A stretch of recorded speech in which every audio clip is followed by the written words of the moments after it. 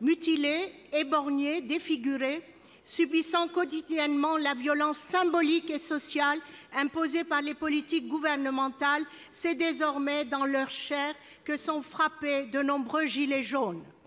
Face à cette crise majeure et à des rassemblements protestataires qui ne sont certes pas exempts parfois de violence, l'unique réponse apportée par l'exécutif est une répression disproportionnée.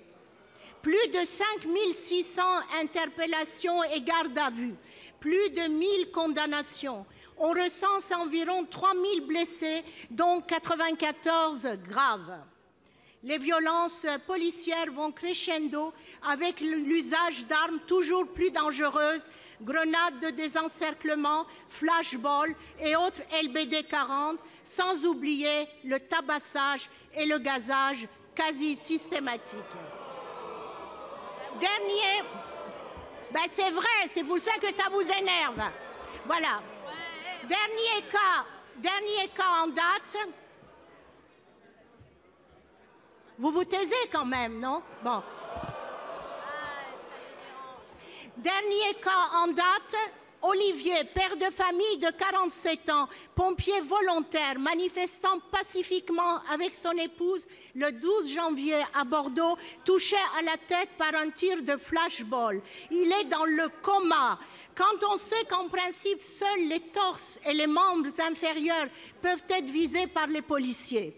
Depuis l'acte du mouvement des Gilets jaunes, l'IGPN a été saisie de 200 cas de violences policières, soit 118 font actuellement l'objet d'une enquête interne. Ma question est simple.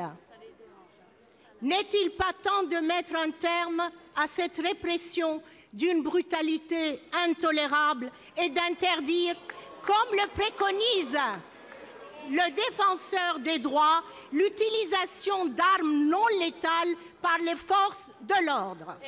Pour vous répondre, la parole est au secrétaire d'État auprès du ministre de l'Intérieur. Monsieur Nunez, vous avez la parole, monsieur le ministre.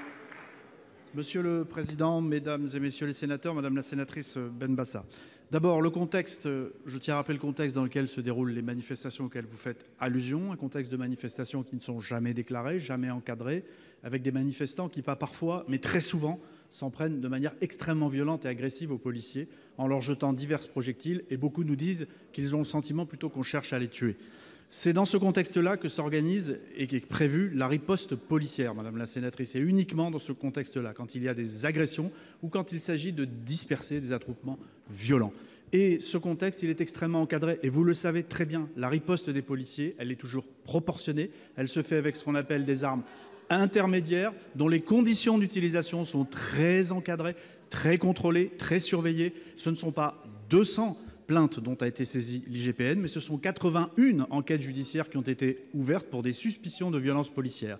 Donc, il y a bien un contrôle qui est exercé. La riposte, elle s'effectue de manière proportionnée, mais face à de véritables agressions dont font l'objet les forces de l'ordre, alors même qu'elles sont là pour nous protéger, pour protéger ces manifestations. Et je vous le dis, les manifestants ont un comportement qui est extrêmement violent, et c'est cette riposte-là qui s'organise. Alors vous parlez des moyens intermédiaires, vous parlez des moyens intermédiaires de défense. Effectivement, les policiers utilisent des grenades lacrymogènes, des grenades de désencerclement, et parfois, quand ils sont vraiment acculés, le lanceur de balles de défense. Mais encore une fois, dans des conditions très strictes, et nous avons rappelé avec Christophe Castaner à l'ensemble des policiers ces conditions d'usage et ces conditions d'emploi. Et je peux vous dire que si les policiers ne faisaient pas usage de ces moyens de défense, peut-être que certains d'entre eux auraient été lynchés, comme nous l'avons beaucoup vu. Nous avons beaucoup vu des tentatives de lynchage des membres des forces de l'ordre, et ça n'est pas acceptable, et c'est ça que nous voulons que vous condamniez.